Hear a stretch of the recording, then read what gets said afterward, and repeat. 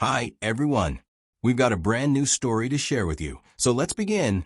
The moment my girlfriend told me that boys were begging for her and she could walk away anytime she wanted, I realized our 2-year relationship had never been about love at all. It had been about control, validation, and power games that I had been too invested to recognize. Instead of the panic and desperation she was clearly expecting, I simply smiled, handed her coat and bag, and pointed toward the door. The look of complete shock on her face told me everything I needed to know about how this relationship had really been working. Madison and I had met 2 years earlier at our company's annual holiday party, where she worked in customer relations and I was in marketing analytics. She was undeniably attractive in a way that commanded attention in any room she entered, tall, blonde, with the kind of confidence that made people gravitate toward her whether they intended to or not. During our first conversation at the party, I was struck by how easily she could shift between charming small talk with colleagues and deeper discussions about career ambitions and life goals. What I noticed immediately about Madison was how comfortable she seemed with the constant attention she received from men. Throughout that first evening, I watched various guys from different departments find reasons to approach her, offer to refresh her drink, or insert themselves into whatever conversation she was having. Rather than seeming annoyed or uncomfortable with this attention, Madison appeared to thrive on it, responding to each interaction with a kind of warm engagement that kept these men orbiting around her throughout the night. When Madison gave me her number at the end of the party, I felt like I had won some kind of competition, though I wasn't entirely sure what the prize was or what I had done to earn it. Our first few dates confirmed my initial impression that Madison was someone who was accustomed to being pursued and admired, and who had developed sophisticated skills for managing the multiple streams of male attention that seemed to flow toward her constantly. During our early months together, I was fascinated by Madison's social dynamics and her apparent need to maintain connections with numerous men who were clearly interested in her romantically. Her phone would buzz constantly with messages from colleagues, former classmates, and men she had met through various social activities. When I asked about these communications, Madison would explain that she believed in maintaining friendships with everyone and that cutting people off just because they found her attractive seemed unnecessarily harsh. Madison had a way of framing her interactions with other men that made my discomfort seem unreasonable and controlling. She would point out that she had been honest about these friendships from the beginning of our relationship, and that my jealousy was evidence of insecurity rather than legitimate concerns about appropriate boundaries.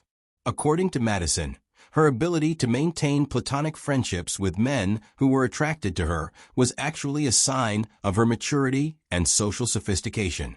What I failed to recognize during those early months was that Madison's need for constant validation from multiple men was creating a dynamic where I was always competing for her attention and approval rather than building a partnership based on mutual commitment and respect. Madison seemed to enjoy watching me try to distinguish myself from the other men who were pursuing her, and she had developed subtle ways of encouraging that competition without explicitly acknowledging what she was doing. As our relationship progressed through its first year, Madison and I settled into routines that reflected our decision to take things slowly and build a solid foundation before making major commitments, like moving in together or getting engaged. We had agreed that we would wait until we were ready for marriage before combining our living situations, partly because we both valued our independence, and partly because I wanted to establish better financial security before taking on the responsibilities of supporting a household. This arrangement suited both of us initially, giving us the excitement of dating while maintaining the stability of our individual lives and careers. Madison kept her apartment across town, and I remained in the condo I had bought 2 years before we met. We would spend weekends together, alternating between our places depending on our schedules and social plans, and we would meet for dinner or activities during the week when our work schedules allowed. But as we moved into our second year together, I began to notice changes in Madison's behavior that suggested she was becoming less satisfied with the pace and structure of our relationship. She started making comments about couples we knew who had moved in together or gotten engaged more quickly, wondering aloud why we were taking so long to make similar commitments. When I would explain my reasons for wanting to establish better financial security and advance further in my career before taking those steps, Madison would accuse me of making excuses and not being serious about our future together. Around the time of our second anniversary, Madison began engaging in what I now recognize as deliberate power plays designed to test my commitment and create anxiety about the security of our relationship. She would mention other men who had asked her out or expressed interest in dating her, not because she was considering their offers, but because she enjoyed watching my reaction and seeing me work to reassure myself about her loyalty. Madison also started making subtle criticisms about my romantic efforts, comparing me unfavorably to men who had sent her flowers, planned elaborate dates, or made grand gestures to demonstrate their interest in her. She would describe these other men's efforts in detail, always concluding that while she appreciated their attention, she had chosen to be with me instead. But the subtext was always that I needed to work harder to deserve her continued presence in my life. These conversations began to create a constant underlying tension in our relationship, where I felt like I was always being evaluated and compared to other options that Madison had available to her.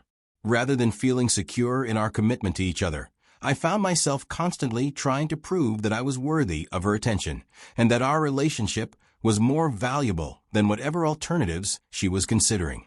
The pattern became more pronounced as I started working longer hours to position myself for a promotion that would significantly increase my salary and improve our long-term financial prospects.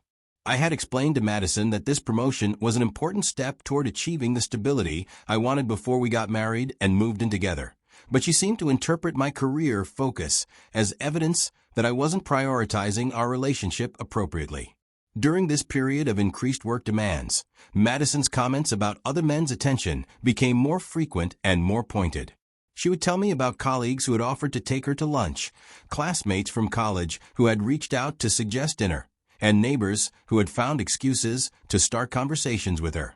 Each of these stories was presented as evidence of her desirability and as an implicit reminder that I needed to work harder to keep her interested in our relationship. What I found most troubling about these interactions was how much Madison seemed to enjoy creating anxiety and uncertainty about her commitment to our relationship. She would watch my face carefully when she described other men's interest in her, apparently taking pleasure in any signs of discomfort or jealousy that I might display. When I would ask her to be more mindful about encouraging attention from men who were clearly interested in her romantically, Madison would accuse me of being controlling and insecure. The situation escalated significantly when I began to notice that Madison was actively encouraging some of these interactions rather than simply receiving unwanted attention from persistent men. She would respond enthusiastically to flirtatious messages, agree to one-on-one meetings with men who were obviously interested in her, and share personal details about our relationship with other men in ways that seemed designed to create opportunities for them to offer alternative perspectives or support. One evening in particular, I witnessed an interaction that made the nature of Madison's behavior unmistakably clear. We were having dinner at her apartment when her phone buzzed with a message that made her smile in a way that seemed too intimate for casual friendship. When I asked who had texted her, Madison quickly turned her phone face down and claimed it was just a work-related message that wasn't important. But I had been quick enough to see that the message was from a colleague from my own department, who I knew had been flirting with Madison at the office for months. The preview of the message that I had glimpsed suggested that their communication was far more personal and flirtatious than Madison had ever acknowledged, and her immediate defensive reaction confirmed that she knew the interaction was inappropriate. When I asked Madison to show me the message thread with Ryan, she became immediately angry and accused me of not trusting her and trying to invade her privacy. She insisted that her communications with other people were none of my business, and that my request to see her phone was evidence of controlling behavior that she wouldn't tolerate in our relationship.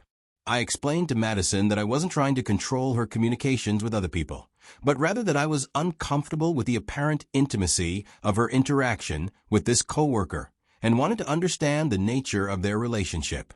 I pointed out that this coworker was someone I worked with directly, and that his flirtatious behavior toward my girlfriend was creating an awkward situation for me both professionally and personally. Madison's response was to double down on her refusal to show me the messages, claiming that my insecurity about her friendships with other men was my problem to solve rather than something she needed to accommodate. She accused me of being jealous and possessive, and suggested that if I couldn't trust her to maintain appropriate boundaries with other men, then perhaps I wasn't mature enough for a serious relationship. The conversation reached a breaking point when I told Madison that I needed her to be transparent about her communication with the coworker, or our relationship would be over. I explained that trust requires honesty, and that her refusal to address my concerns was making it impossible for me to feel secure in our commitment to each other. Madison's reaction to this ultimatum revealed everything I needed to know about how she viewed our relationship and my place in her life.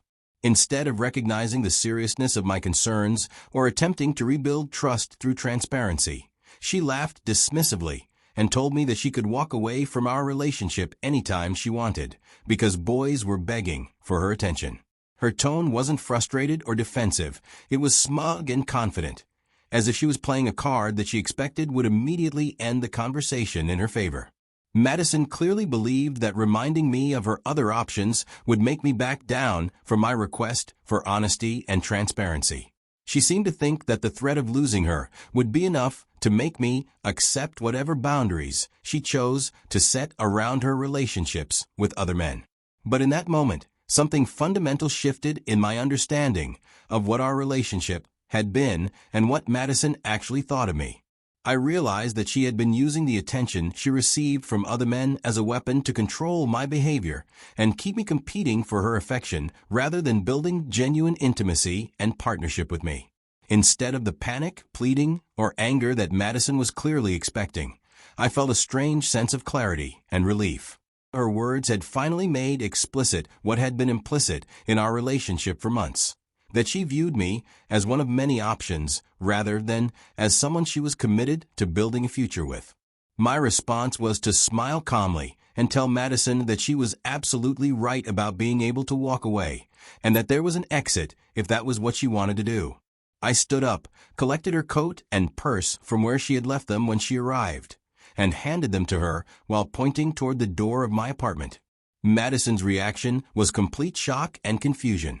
She had clearly expected my ultimatum about transparency to be a bluff that she could call by threatening to leave, and she was completely unprepared for my willingness to actually end our relationship rather than continuing to compete for her attention.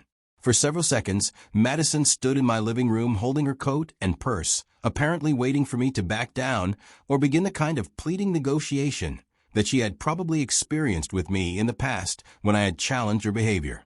When it became clear that I was serious about ending our relationship, she walked toward the door in a daze, still seeming to expect that I would stop her before she actually left. As Madison reached the door, I simply said goodbye and closed it behind her, then returned to my evening routine without looking back or second-guessing my decision. For the first time in months, I felt like I was acting from a position of self-respect rather than fear of losing someone who had been manipulating my emotions and testing my boundaries. The days following our breakup confirmed that Madison had indeed expected me to chase after her and beg for another chance to prove my worth. She didn't call or text immediately, apparently believing that I would reach out first to apologize for my ultimatum and ask her to reconsider her decision to leave. When I maintained complete silence for a full week, including avoiding unnecessary interactions with her at work, Madison began sending text messages that revealed her growing confusion about my lack of pursuit. Her first messages were testing whether I was serious about the breakup, asking if I really intended to end our 2-year relationship over what she characterized as a minor disagreement about privacy and trust. When I didn't respond to these initial messages, Madison's tone shifted to expressions of disbelief that I could be so uncaring about our relationship and our shared history. She seemed genuinely surprised that I wasn't fighting for her or trying to negotiate a compromise that would allow us to get back together without addressing the fundamental issues that had led to our breakup. As the second week of silence continued, Madison's messages became more frequent and more desperate. She began acknowledging that she might have been wrong about some aspects of our argument, and suggested that we could work through our problems if I was willing to communicate with her about what I needed from our relationship.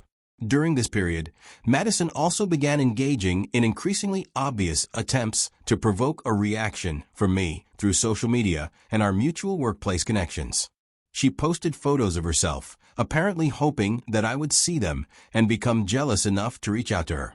She also started finding excuses to visit my department at work, creating opportunities for brief interactions that might lead to longer conversations about our relationship.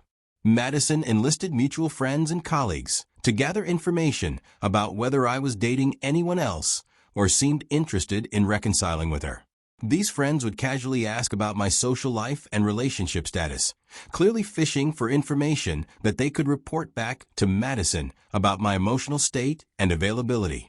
What Madison discovered through these inquiries was that I seemed to be moving on with my life rather than pining for her or regretting my decision to end our relationship. I was focusing on my work, spending time with friends, and generally appearing to be content with being single rather than desperately seeking a replacement for what we had shared together. After 3 weeks of escalating attempts to reconnect with me, Madison finally called late one evening when I was reviewing reports for a presentation I was giving the next day. Against my better judgment, I answered the phone, curious to hear what she might say after weeks of silence and indirect communication attempts. Madison's voice was completely different from the confident, smug tone she had used during our final argument. She sounded genuinely distressed as she told me that she had made a mistake and wanted to talk about rebuilding our relationship. She claimed that she had been testing me to see how much I cared about her, and that she hadn't expected me to actually walk away when she threatened to leave. Madison admitted that she had thought I would fight for her and try to convince her to stay, which would have proven that I valued our relationship more than my need to control her friendships with other men. She explained that her refusal to show me the messages from a coworker had been about maintaining her independence rather than hiding anything inappropriate, though she acknowledged that her communication with him had probably crossed boundaries that were important to me. Most revealingly, Madison confessed that she had enjoyed the attention she received from other men partly because it made her feel more desirable and partly because it seemed to make me more attentive and affectionate toward her. She had been using the threat of other men's interest as a way to keep me invested in proving my commitment to our relationship. I listened to Madison's explanations and apologies with a mixture of sadness and relief. Her willingness to finally be honest about her motivations confirmed that my decision to end our relationship had been correct, even though it was painful to learn that someone I had cared about had been manipulating my emotions so deliberately. When Madison finished her explanation and asked for another chance to rebuild our relationship on a more honest foundation, I told her that love shouldn't be a power game where one person constantly tests the other's commitment through threats and manipulation. I explained that her behavior had shown me exactly how much I had meant to her, not as a partner she was committed to, but as someone she could control through emotional manipulation and fear of abandonment. Madison began pleading for an opportunity to prove that she could change, and that she was ready to prioritize our relationship over the validation she received from other men. She promised to be more transparent about her communications with other people and to establish clearer boundaries with men who were interested in her romantically. But I had already realized that the fundamental problem wasn't Madison's specific behaviors, but her approach to relationships as competitions where she needed to maintain power and control rather than building genuine intimacy and partnership. Someone who thought that threatening to leave was an appropriate way to resolve conflicts about trust and honesty wasn't someone I could build a healthy future with. My final response to Madison was to acknowledge that she was right about boys begging for her attention, but to clarify that I wasn't one of them and never would be. I told her that she deserved to find someone who would compete for her attention in the way she seemed to need, and that I deserved to find someone who was interested in building a partnership based on mutual respect and commitment rather than power games and emotional manipulation. I ended the call by telling Madison that there was nothing left for us to discuss, and that I hoped she would learn from our experience about the difference between love and control. Then I hung up and blocked her number, feeling lighter and more hopeful about my future than I had felt in months. The experience taught me important lessons about recognizing manipulation in relationships and the importance of maintaining self-respect, even when it means walking away from someone you care about. Madison's approach to our relationship had been designed to keep me in a constant state of insecurity and competition, which prevented the development of genuine trust and intimacy between us. I learned that healthy relationships require partners who are committed to building something together rather than maintaining power over each other. Madison's need to keep multiple men competing for her attention had made it impossible for us to develop the kind of exclusive emotional bond that serious partnerships require. Most importantly, I discovered that sometimes the most loving thing you can do for yourself is to refuse to participate in someone else's power games, even when that means ending a relationship that has been important to you. Madison's threat to walk away had finally given me permission to choose my own self-respect over her need for control and validation. The months following our breakup confirmed that I had made the right decision.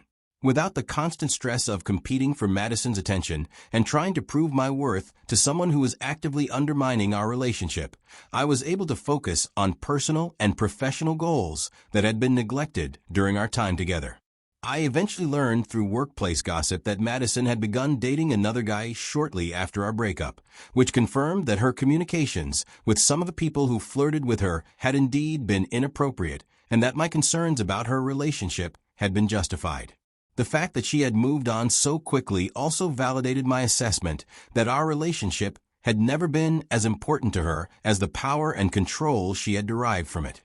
Looking back, I realized that Madison's declaration that boys were begging for her was actually one of the most honest things she ever said to me. It revealed how she viewed relationships as competitions where her desirability gave her power over men who were desperate for her attention. By refusing to be one of those men, I had finally freed myself from a dynamic that was preventing both of us from finding the kind of love we actually needed. The moment when I pointed Madison toward the door was the moment I chose self-respect over desperation, and it remains one of the best decisions I have ever made. Sometimes, the most powerful response to someone's threat to leave is simply to open the door and let them go.